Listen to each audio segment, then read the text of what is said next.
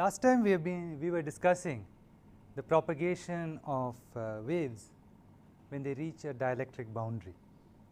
So, I am going to continue that. We had looked at a case where there were two dielectrics. The first dielectric had dielectric constant epsilon and permeability mu, which meant that eta was equal to square root of mu over epsilon, and if this was region 1, region 2 had epsilon 2, mu 2 and eta 2. If there is a conductivity, it is absorbed into epsilon, as we discussed in the last lecture. Now, a wave comes, it is propagating in this direction. It has an electric field and a magnetic field, Ex1, Hy1, and it reaches this interface. Some energy reflects, some energy transmits. Now, the question I looked at last time was how much energy reflects, how much energy transmits. So, what we computed was that if the returning wave has an electric field Exr and a magnetic field Hyr, actually Hy would be negative. That is, this is the y direction. So, if Hy is pointing that way, Hy is negative, and it has a transmitted wave with Ext and Hyt. Then we calculated that Exr divided by Ex1 or Exi, if you like, incident, was equal to this eta of the medium 2 minus eta of medium 1 divided by eta of medium 2 plus eta of medium 1. And similarly, Ext divided by Exi was equal to twice eta 2 divided by eta 1 plus eta 2. This quantity is called the reflection coefficient. Well, it is not quite the reflection coefficient, but it represents the amount of the wave that reflects given a wave coming in. If 1 volt per meter wave comes in, how many volts per meter wave comes back? It is a complex number because it is entirely possible for epsilon to be complex, and eta t represents how many volts per meter in the wave transmits. Now, I stopped last time when I was looking at some asymptotic cases, that is, some cases which were already known to us. Let us take one case, which is air to air. So, in that case, epsilon 1 equals epsilon 2 equals epsilon naught, mu 1 equals mu 2 equals mu naught. So, both eta 1 and eta 2 are equal to square root of mu naught over epsilon naught, and so they are equal. So, what do we get for these two coefficients? We get Ex reflected is equal to Ex incident times eta 2 minus eta 1, that is eta minus eta over eta plus eta. It is the same eta because it is the same medium. So, it is equal to 0, and Ex transmitted is equal to Ex incident times twice eta divided by eta plus eta, which is equal to Ex incident. So, this case shows us that no energy is reflected, all the energy is transmitted. which is what you expect. We can always draw a line, but unless properties changed when you went from one side of the line to the other side, you don't expect anything special to happen there. So the wave just kept going, and that's what we see here. Now another case would be air to very strong epsilon. So epsilon 1 is equal to epsilon naught, mu 1 equals mu naught, epsilon 2 is much greater than epsilon naught, say mu 2 equals mu naught. So in that case,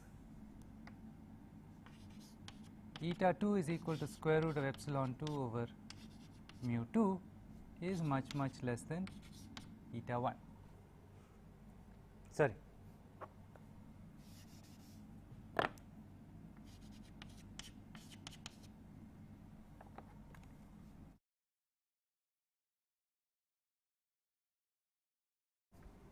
Now we have to find out what happens, and we have to look at these two expressions.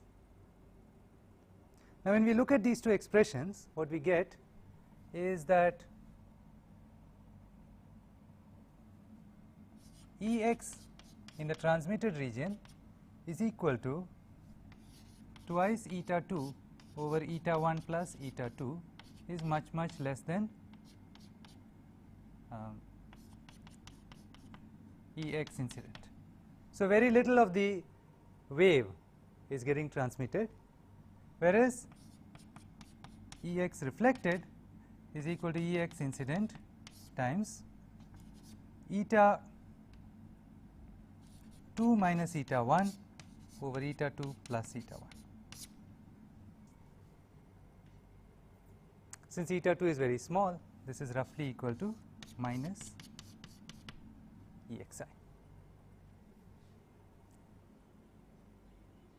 So most of the energy now bounces, and what is more, that energy bouncing gives me a phase change, that is, the reflected wave is negative in amplitude to the transmitted wave or the incident wave. Why would I have this? Basically what I need at the interface is that electric field be continuous on both sides. Now the electric field on this side is nearly 0. So the electric field on this side must also be 0. But the electric field on this side is due to the incident wave plus the reflected wave. So if the sum of the incident and reflected wave is going to be nearly 0, the reflected wave must be in the opposite direction. So that is what we see. Okay. Now I am going to take an example.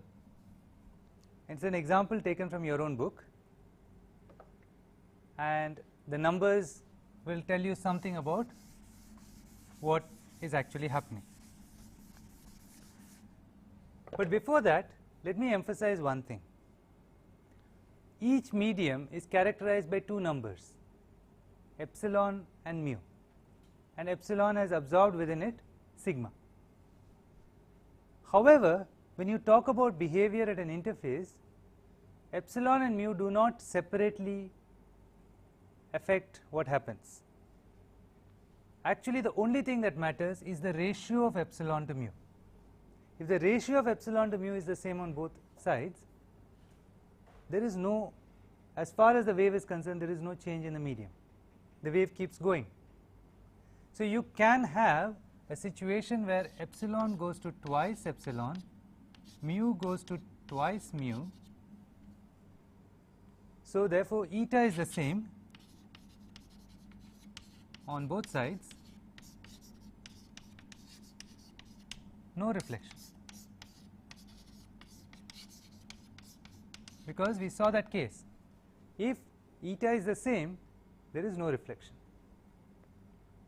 But what does change is the wavelength, because speed of light in the two media, in one case V1 is equal to 1 over square root of mu epsilon, and V2 is equal to 1 over square root of 4 mu epsilon, because 2 mu times 2 epsilon. So, the velocity here is 1/2 the velocity here. Frequency being the same, wavelength has dropped.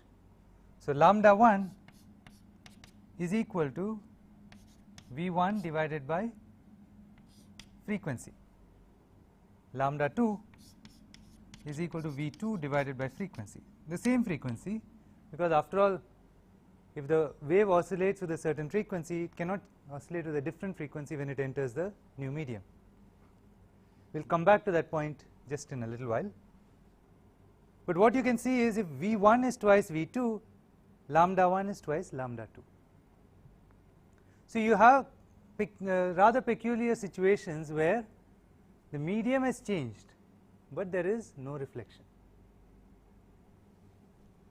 So, it is important to realize that it is only eta that determines reflection. It is not separately epsilon and separately mu, but separately they do affect the wave.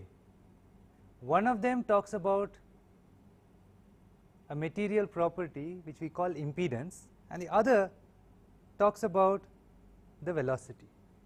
So, when we talk about velocity, we require the product of mu and epsilon. When we talk about eta, we require the ratio of mu and epsilon. So, clearly you can have materials which fix one and vary the other, or fix the other and vary the first, and that gives you a fairly rich kind of set of behaviors that we see. Okay, let me go straight to an example, as I told you.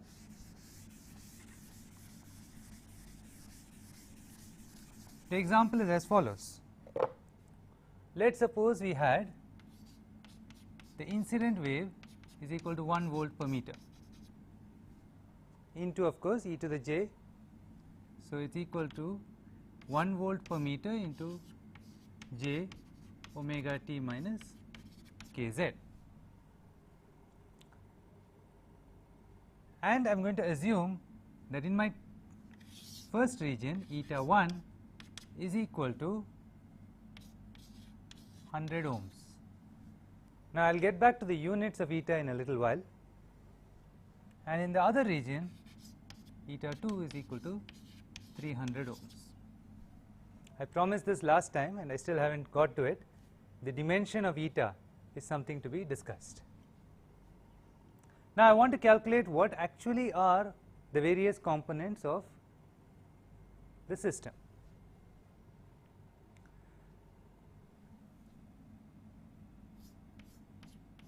Hyi is equal to Exi. Well, I think the example has 100 volts per meter because it will cancel out nicely. Exi divided by eta 1. That is because E is equal to eta h, and therefore it is 100 by 100. So, it becomes 1 amp per meter into e to the j omega t minus kz.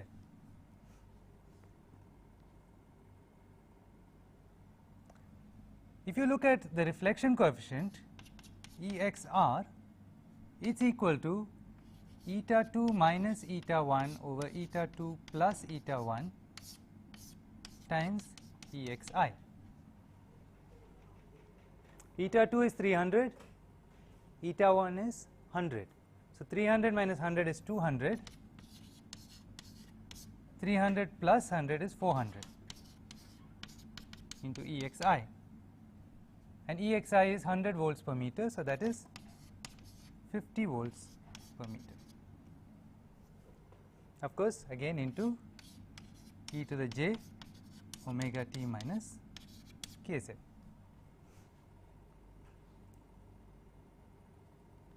What is the magnetic field corresponding to this? Well, it is again divided by eta 1. So, Hyr is equal to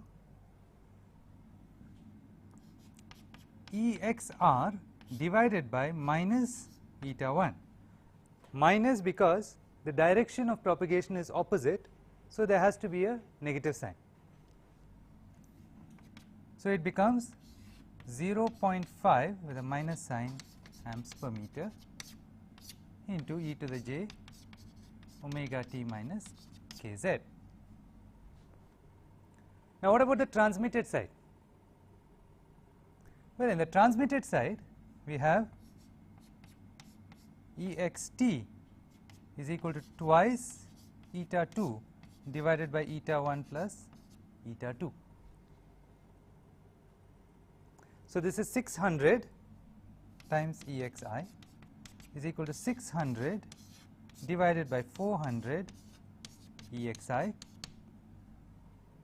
which is exi is 100 times 1.5. So, that is 150 volts per meter e to the j omega t minus k prime z. Why k prime? Because when the material changes, epsilon and mu have changed, so velocity of light has changed.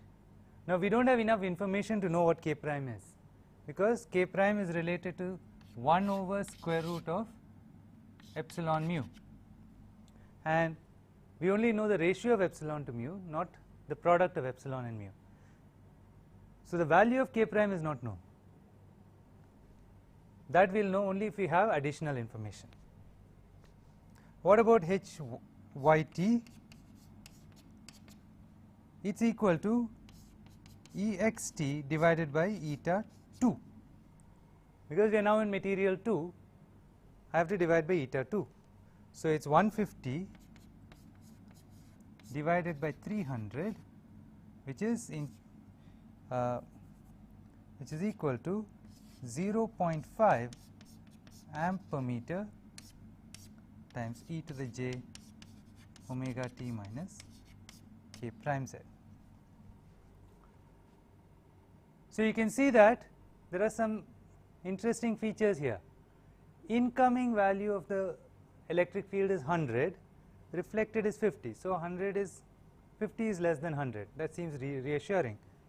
But what is transmitted is 150, and 150 is greater than 100. So, the amplitude of the transmitted wave is actually greater than the amplitude of the incident wave. There is something rather bizarre here. So, what is going on? Well, we should be talking about amplitude of the electric field. What matters is power. From our Poynting vector diagram of last time, we know that total power must be conserved. So, what is the power in? The incident power is EXI x hat cross H yi y hat. This is in the z direction. And how much is it? It is 100 volts per meter times 1 amp per meter, which is 100 volt amperes, which is 100 watts per meter squared.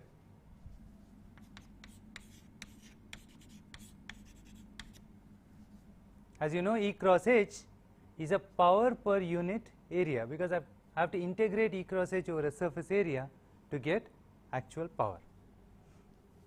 So, the input power is 100 watts per meter square. Now, what is the reflected power? Reflected power is equal to, it is coming in the negative direction, but I am not going to take the sign into account because we already know that. It is EXR HYR, which is equal to 50 volts into 0.5 amperes. So, 50 into 0.5 equals 25 volt amperes, so watts per meter square. There is a minus sign, and the minus sign means it is coming in the reverse direction. But I am not writing it here because we already know it. What about the transmitted power? That is the worrying one. After all, the amplitude of electric field is actually greater than what was incident. So, what is happening to the power? The transmitted power is E transmitted along the x direction, H transmitted along the y direction, is 150 times 0.5. which is 75 watts per meter square. So, we see after all power is conserved. 75 plus 25 watts is equal to 100 watts. So, the total amount of input power is equal to the total power reflected plus the total power transmitted, which is what we need. Actually, whether the electric field is larger or smaller is a detail. It's just got to do with the medium's way of connecting electric and magnetic fields. Some regions magnetic field is emphasized, some regions electric field is emphasized, but power is what matters. And as far as power is concerned, input power equals output power, and this will always be true. All right. So, there are basically two things to understand. One is medium properties are characterized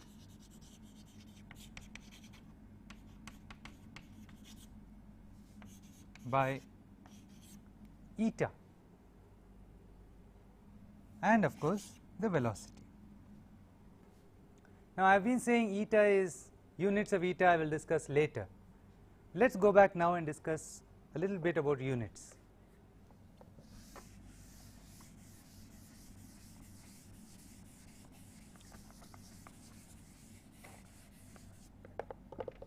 We already know that potential has the units of volts, and since electric field is like minus del phi del x, has the units volts per meter.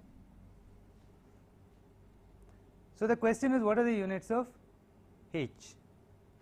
Well, let us go to the curl equation. Curl of H is equal to J plus other things. Curl is again a derivative. So, this is something like del Hy del Z is equal to Jx.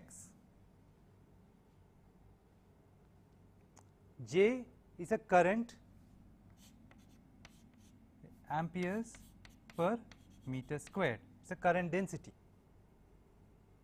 Therefore, this has the units of H divided by a length is like amperes per meter squared or per length squared. So, H has the units of amperes per meter. That is what I have given here, ampere per meter, and that is why E cross H has the units of volt amperes per meter squared, which is watts per meter squared. Now, that is about electric field and magnetic field, but what about eta?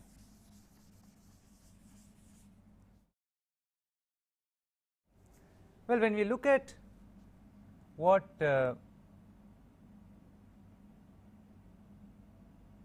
epsilon is, epsilon comes from the relation force is proportional to charge squared divided by epsilon r squared.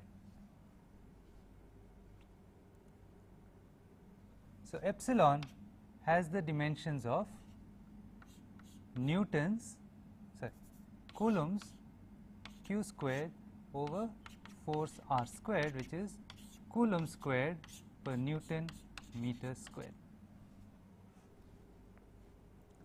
Now, usually we do not use this unit for epsilon, rather we go back to looking at capacitance. We know that capacitance, so I should call this here coulomb squared, capacitance is epsilon A over D,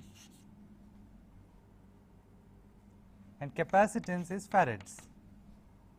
The unit of capacitance is farad, and if you look at this, this is like epsilon times L squared over L, which is like epsilon L. So, that is why epsilon is usually not given this unit, it is given the units of farad per meter, but there is nothing wrong with this unit. This is the correct unit to apply.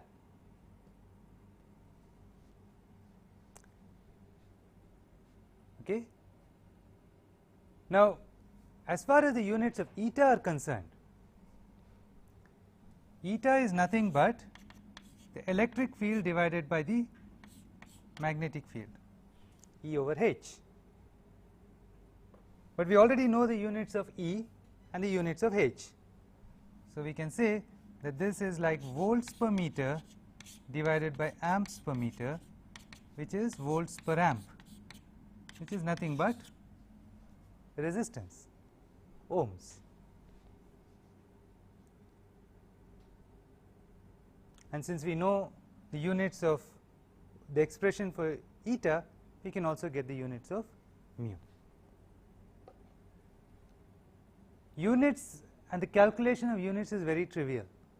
It is in fact overemphasized, I think. The units just sort themselves out.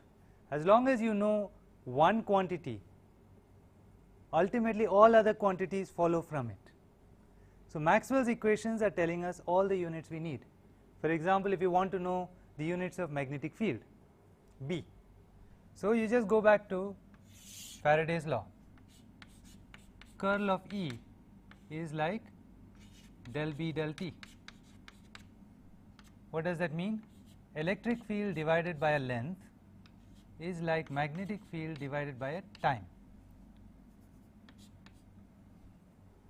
or magnetic field has the units of electric field times time divided by length, and from that you can derive the units of magnetic field. But magnetic field in turn is equal to mu h,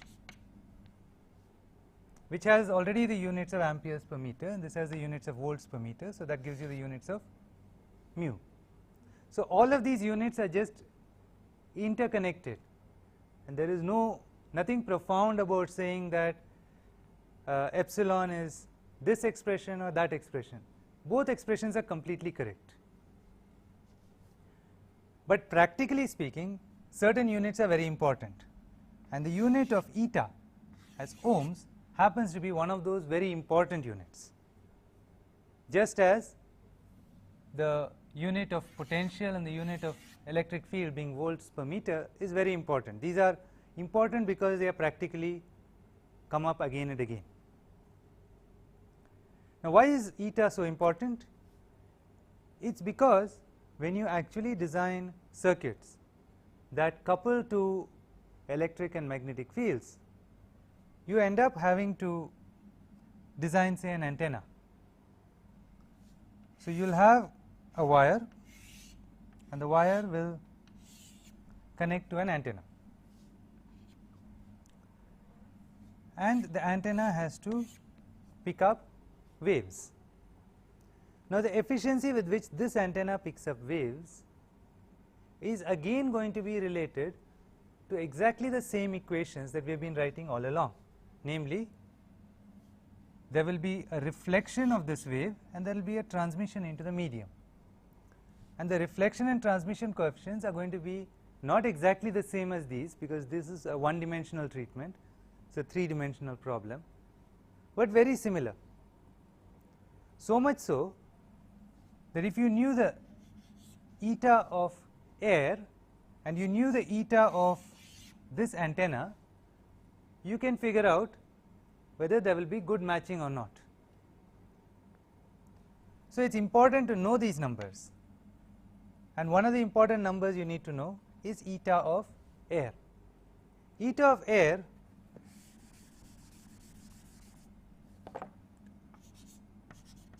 or vacuum is nothing but square root of mu naught over epsilon naught, turns out to be 120 pi ohms. This is by construction. You have to understand that the values of epsilon and mu are because of our MKS system. Other systems would have other numbers, but this answer actually comes out of the symmetry of the Maxwell's equations. So, the impedance of air happens to have a number which is between 300 and 400 ohms. This number is what we need to match to when we have an antenna, and if we match close to this number, it means that there will be a lot of interaction between our antenna and the wave in free space. If we are far apart, then what will happen is relatively little of the energy will get into the antenna or out of the antenna, and most will just reflect.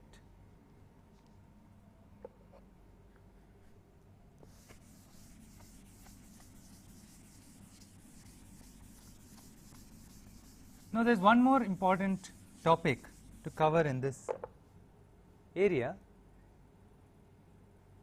It is not what I am going to teach as part of the course, but more for your understanding. Supposing I have a wave that is coming at an angle,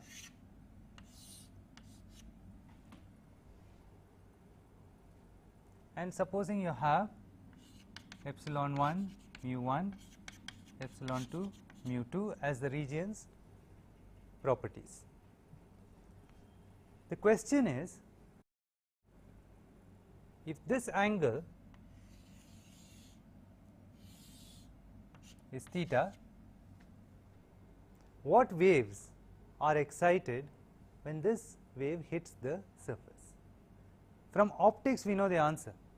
We know that if you take a torchlight and shine it on a glass window at an angle, that there will be some amount of light going back this way, and there will be some amount of light going this way. And we know that this angle is theta, whereas this angle is not theta, it is some theta prime. I would like to get this out of electromagnetics. I don't want to have two separate subjects, one called optics and one called electromagnetics. After all, the whole point of Maxwell's equations was that optics is in fact just a part of electricity and magnetism. So, how is it that we get such conclusions? To understand this, we have to look at what is happening at this surface.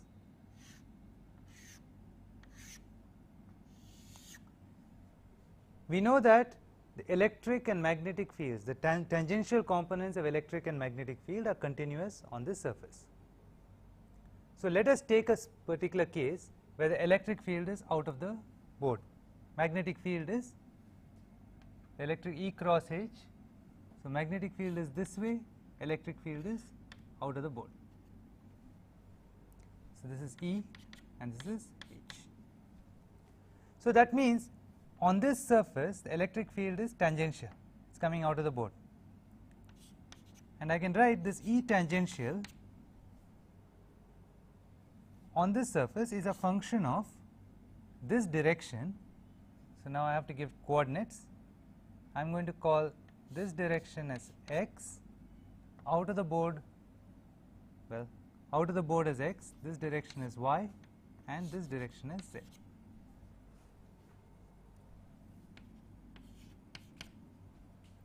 So, E tangential is a function of y as well as t, clearly, because if you freeze time, you will get for the electric field, you will get that these are the points at which the phase is the same. So, you will get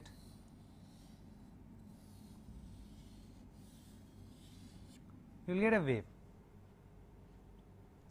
But if you check at any other time, the wave would have progressed a little further. So, this same wave would look like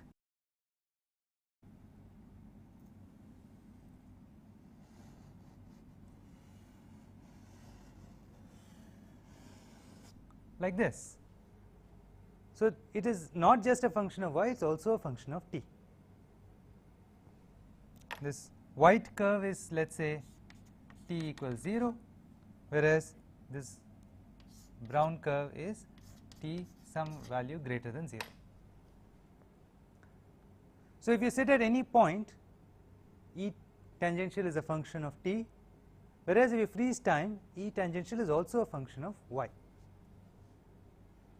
Now, it is this E tangential that must be continuous. So, I must construct this E tangential out of this wave and any other waves that are present due to it hitting the wall. So, the question I immediately would like to ask is, are there any other waves in the system which have the same kind of E tangential? So, if you look at this function, it is clear that E tangential has the form some E naught sine omega t minus some k y y. Now, this is not the same thing as k, because k is in this direction. So, if you look at this, this is lambda. The distance between two crests is lambda, whereas this distance is much larger than lambda, because lambda is this distance, and so the diagonal is always greater than one of the sides. So, the wavelength along y is much larger than the wavelength along the direction in which the wave is going. And therefore, this ky is not the same thing as k. K is 2 pi over lambda, ky is 2 pi over lambda y. And since lambda y is larger than lambda, ky is smaller than k. Now, the answer is fairly straightforward. You know that if I took a wave which had the same angle but going the other way, that wave would also have exactly the same ky, because you are drawing a triangle. The triangle could be drawn this way as well, and then also it is the same triangle. This would be lambda and this would be lambda y. Since the angles are the same, lambda y over lambda would be the same for both of these cases. Therefore, a wave that went backwards from this interface with the same angle theta would have the same wavelength as this wave. It would have to have the same frequency, because otherwise, if you waited one time period and looked at the same wave, it shouldn't have changed. But this one would have changed by a different value. That is to say, supposing the incoming wave was sine omega t and the reflected wave was sine omega some other omega. They could be equal at t equals 0. But if I now go to t equals 2 pi over omega, then this term becomes sine of omega times 2 pi over omega, which is 0 again. But this term becomes sine omega twiddle times 2 pi over omega, which is not equal to 0. It is not equal to 0 unless this also had the same frequency. So, it is necessary that the wave that goes back has the same frequency and has the same wavelength along y, and having the same wavelength along y means it has the same angle with respect to the normal. So, that is why angle of reflection is equal to angle of incidence. This is nothing but your reflection theorem of optics. Now, what about refraction? That seems a little more difficult.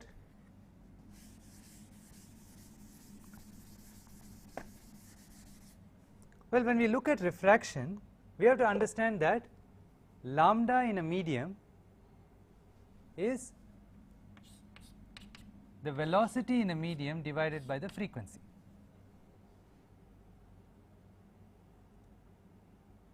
Now, if two media had different velocities, so this would be lambda 1 is equal to v1 over f1, lambda 2 is equal to v2 over same f. F must be the same, because otherwise we would not be able to match across this boundary.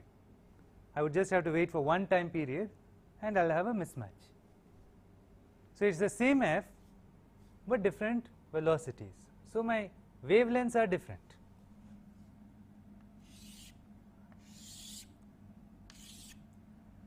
So, let us say I have got one peak here, I have got one more peak here. So, this distance is lambda 1, and therefore, this distance is lambda y. Now, I can draw a parallel line here, and I want some other wave on the other side which has the same lambda y. If it does not have the same lambda y, I cannot match across, because E tangential is continuous. So, therefore, E tangential has the same properties on both sides. So, same lambda y, different lambda, different lambda because different velocities. So, how do I do that? I have now a compass. Earlier my compass said I can draw a circle of radius equal to lambda. Now, unfortunately, my wavelength has changed. I have to draw a smaller circle. This is my lambda in region 2. However, I still want the same lambda y. So, I want to draw a tangent to this circle that gives me the same lambda y. If I now draw the line through that, that is the new direction in which the wave is going to go. It has a wavelength that is lambda 2, but its perpendicular wavelength is still lambda y. So, you can see what has happened is, the smaller the lambda, the closer to the normal the wave is going to have to go, because otherwise the tangent will not give me the same lambda y. Let us just look at this triangle construction.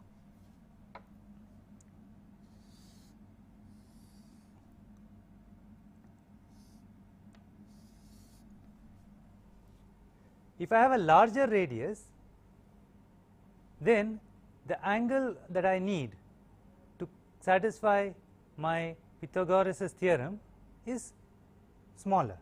If I have a smaller radius, the angle I need is larger. Basically, I have lambda y squared is equal to lambda squared plus this this third side. So,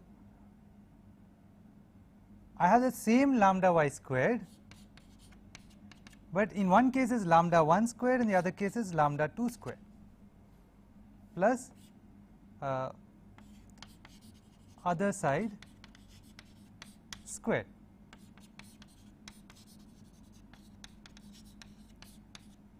So, if lambda 2 is smaller than lambda 1 and this side is the same, this side must be larger, otherwise I cannot make it up. This equation I need that it should be the same wavelength along the medium, along the boundary. Wavelengths in the region are different. How can I have that? I can only have that if this other side in medium 2 is longer than in medium 1. So, this is ultimately why you end up with refraction, that is, the wave came with a particular angle theta, but that theta would not have given me the same lambda y. So, the wave had to bend and it gave me a theta prime. It is very easy to prove that sin theta I over sin theta r has the ratio of refractive indices. You just have to know that refractive index is actually the square root of epsilon over epsilon naught. if you use that definition, it is very easy to prove the Snell's law. But Snell's law is not important. What is important is you understand that when a wave comes, the only thing that you have to adjust in the boundary is the boundary itself, the parameters along the boundary. So, whatever wave comes on the other side must have the same properties on the boundary as this wave. So, the wave on the other side must create the same Ey as a function of y and as a function of t. The function of t means it is the same frequency f, and the function of y means it is the same lambda y. And keeping lambda y constant while allowing lambda to change, because lambda 2 is V2 over f, that is what creates Snell's law for us. The same argument can be used whether electric field is pointing out or magnetic field is pointing out. The equations give you different and interesting results, but fundamentally refraction is simply the process by which the boundary condition is maintained even though the medium's properties change. And it is clear that if the wavelength in the second medium is smaller than the wavelength in the first medium, then the wave will bend towards the normal. If on the other hand the wavelength is larger, then the wave will bend away from the normal. Let me show you that case. You have a boundary, your wave is coming,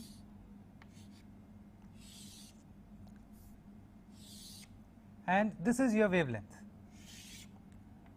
this is lambda. Let us suppose that you have a larger lambda. So, now instead of having a circle of this radius, I am having a circle of a bigger radius. Now, this bigger circle must, well, I have chosen two bigger circles, I will come back to that case later.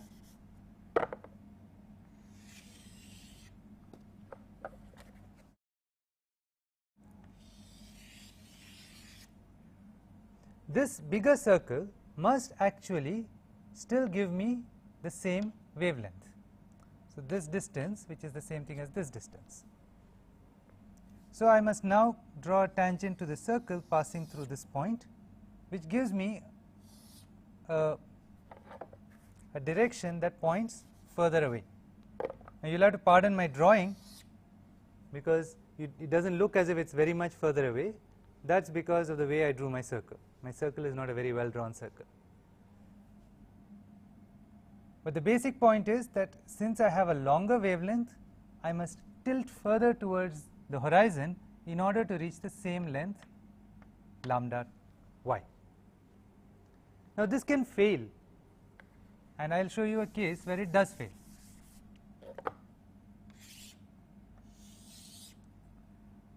I start with a wave and I choose a particular wavelength such that lambda y is exactly equal to the radius of my circle, namely lambda y is equal to lambda in the second region. What will happen? The only way I can have the same lambda y in both regions is if the wave travelled exactly along the horizon. Supposing it travelled this way, the wave fronts would look like this, which means I would have two larger lambda y. So, to have the same lambda y, my wave fronts would have to travel like this. So, my incoming wave would have a theta, my outgoing wave would have theta equals 90 degrees. This is a case obviously where lambda 2 is greater than lambda 1. For example, glass coming to air. Now, supposing I chose an angle which is greater than this.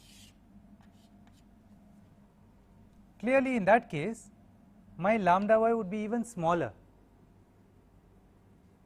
And when my lambda y is even smaller, it is within the circle. That is, there is no way I can create a lambda along the boundary which is equal to what it is on the glass side, because the smallest lambda y I can make is lambda itself. You can see that from this construction.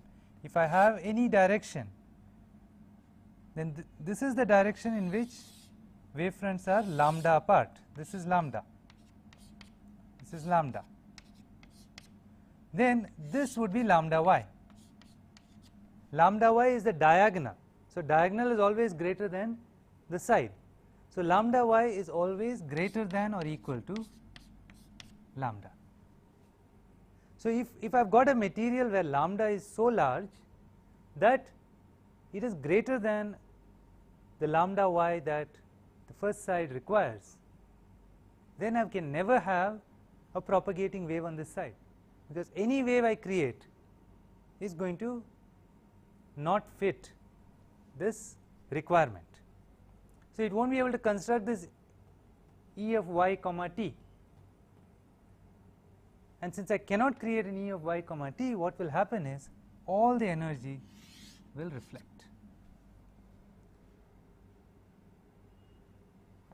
So, all of the optics you learnt in school is nothing but a straightforward application of plane wave electromagnetics. When you have a wave coming in at a surface, you must have that the wavelength along the surface, which is what I call lambda y, and the frequency of the wave are matched on this surface. They are matched on the surface for the reflecting wave, and they are matched on the surface for the transmitting wave. This matching requires that the reflected wave goes back with the same angle with respect to the normal theta as the incident wave. For the transmitted wave, what this means is that if the lambda in the second material is smaller, then the wavefront has to tilt towards the normal. So, you will instead get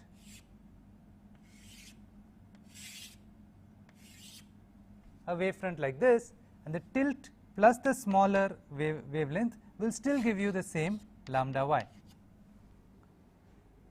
If on the other hand the second material had a larger wavelength, then the tilt would be away from the normal, and now the wavelengths are longer, but still you end up with the same lambda y. But if the wavelength in the second material is so large that it is larger than this lambda y to begin with, then there is no amount of tilt that will help you, in which case there is no energy at all that goes into the second region, all the energy reflects, and that is called total internal reflection.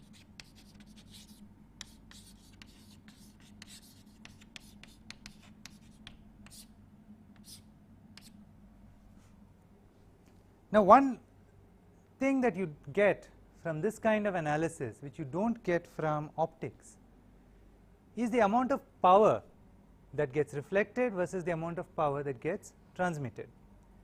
The oblique case I am just introducing as a conceptual idea, but if we looked at the normal case, we were able to obtain amount of power that got reflected and amount of power that got transmitted. Now, if you did optics on this problem, you would say there is a ray of light hits a glass pane and it goes through. Snell's law is satisfied, law of reflection is satisfied, but you do not know what to do with it. Ray optics does not tell you how much energy gets into the glass and how much energy reflects. However, if we do this kind of analysis, we know that the amount of electric field in the second region is given by twice eta 2 over eta 1 plus eta 2 into EI, and the amount of electric field reflected is eta 2 minus eta 1 over eta 2 plus eta 1 into incident electric field. Because we know these two numbers, we can actually now design systems. We can ask what can we do to make glass non-reflective, and in fact it is possible to do that. What you do is you add a very thin layer of another kind of material, and if you do the analysis with that kind of material, you find that there is no reflection and there is only transmission. These kinds of analyses are possible only because we are able to talk about the amount of field that gets transmitted and the amount of field that gets reflected. I will not be going any further into reflection and refraction of waves at a boundary, but it is a very interesting topic and you can read up on it. There are any number of good books including your own book, and learn about more interesting features in here.